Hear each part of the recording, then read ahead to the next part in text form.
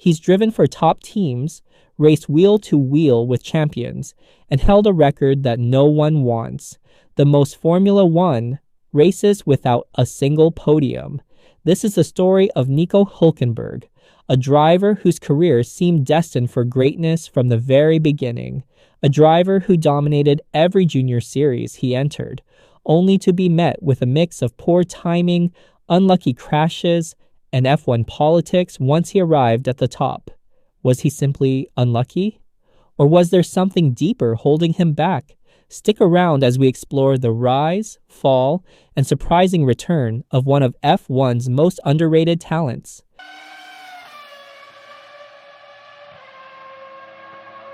Nico Hulkenberg was born on August 19, 1987 in Emmerich am Rhein, a small town in western Germany near the Dutch border.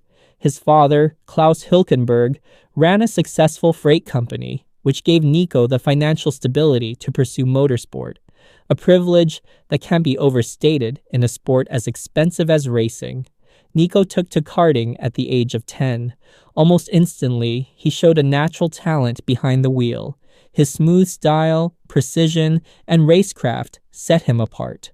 By 2002, he had already claimed the German Junior Kart Championship, and just a year later, he became the German kart champion.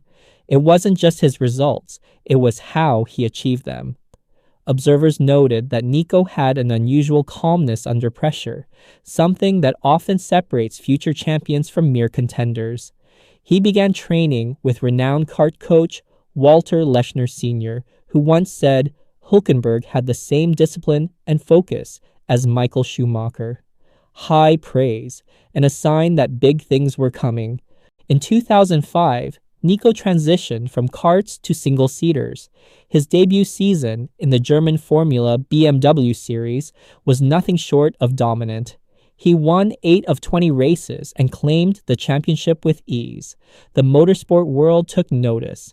In 2006, he was chosen to represent Germany in a one Grand Prix, a sort of World Cup of motorsport, even though he was still a teenager. Despite his youth, Hülkenberg dominated the series. He won 9 races and secured the A1 GP title for Germany, outperforming drivers with far more experience. Then came the Formula 3 Euro Series in 2007 and 2008. In his second year, he blew the field away, winning the title with ease. But it was in 2009 that Nico made his boldest statement yet. Competing in GP2, the final stepping stone before F1, he clinched the championship in his rookie season, a feat matched only by a select few like Lewis Hamilton and Nico Rosberg.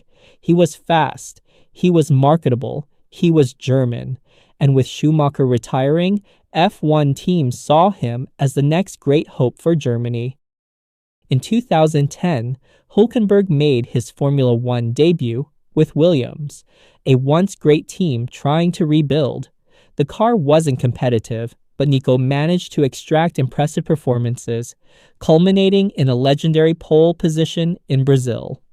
On a drying track at Interlagos, Hülkenberg put together a masterclass qualifying lap that was over a second faster than anyone else. It was a reminder of the raw talent everyone had seen in the junior series.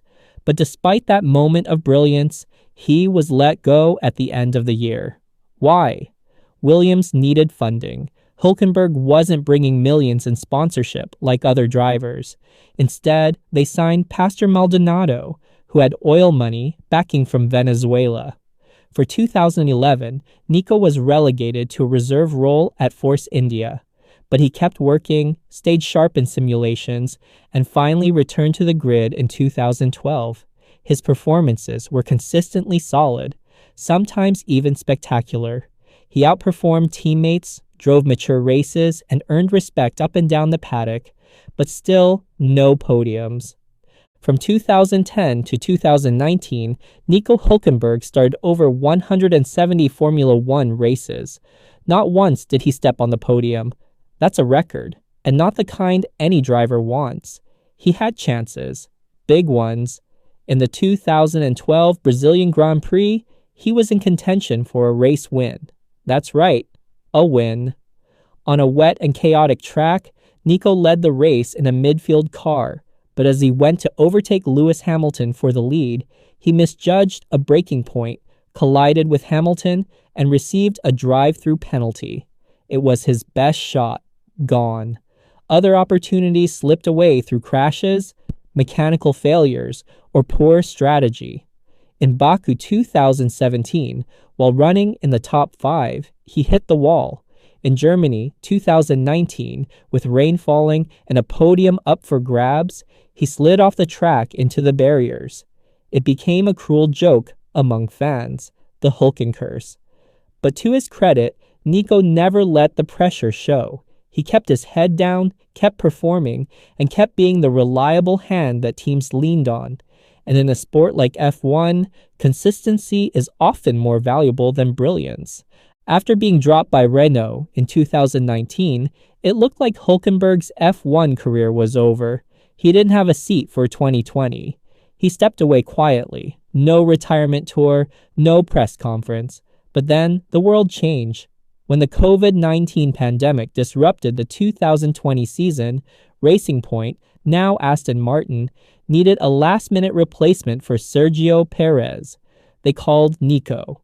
He arrived at Silverstone without a proper seat fitting, barely made it into the car, and outqualified the regular drivers. It was classic Hulkenberg, calm, fast, and composed under pressure. In 2021 and 2022, he continued as a reserve driver, often called super sub, for his ability to jump in and perform with zero preparation. And in 2023, Haas gave him a full-time drive. Many questioned the move. Was he too old? Too rusty? But once again, Nico proved his worth, often outperforming his teammate Kevin Magnussen and getting the most out of a tricky car. In 2025, Nico Hulkenberg made yet another surprising move, joining the newly rebranded Kick Sauber F1 team. With Audi preparing to take over in 2026, the team was in a transitional phase, balancing development with competitiveness. For Hulkenberg, this was more than just another comeback. It was a chance to contribute his experience to a team on the rise. While the car wasn't capable of regular points finishes early in the season, Nico's feedback was instrumental in developing a more stable and competitive platform. Despite being in his late 30s, he continued to outperform expectations, outqualifying his younger teammate in multiple races and pulling off bold overtakes that reminded fans of the rookie who once stunned the grid with a pole lap in Brazil. Off track, his leadership and technical insights became a cornerstone of Kick Sauber's development culture. The Spanish Grand Prix proved that Nico still got huge potential by ending up in 5th place and scoring more points in a single race than the team did the previous year. Nico Hulkenberg is a paradox.